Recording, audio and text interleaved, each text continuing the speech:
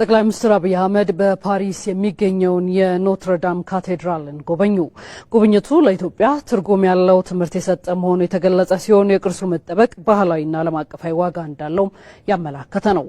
በፈረንሳይ እንደ አውሮፓውያኑ አቆጣጠር በ2019 ከተከሰተው የእሳት አደጋ በኋላ የተደረጉ የቅርስ ጥበቃ ስራዎች ሀገሪቱ ታሪካዊ ምልክቶቿን ጠብቃ ለመጪው ትውልድ ለማቆየት ያላትን ጽኑ አቋም የሚያሳዩ ናቸው ተብሏል።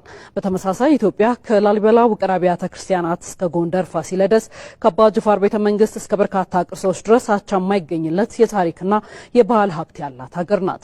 ለዚህም ነው ኢትዮጵያ የቅርስ ጥበቃና እድሳትን ቅድሚያ በመስጠት ያሏትን በርካታ ጸጋዎች መግለጥ ላይ ትኩረት አድርጋ እየሰራች የምትገኘው።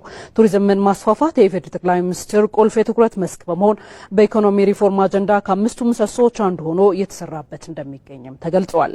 ከዓለም አቀፍ ምርጥ ተሞክሮ በመማር ኢትዮጵያ ቅርሶቿን የመጠበቅና ቀጣይነት ያለው የቱሪዝም ልማት ስራ ጥረቷን ለማጠናከር ትችላለችም ተብሏል።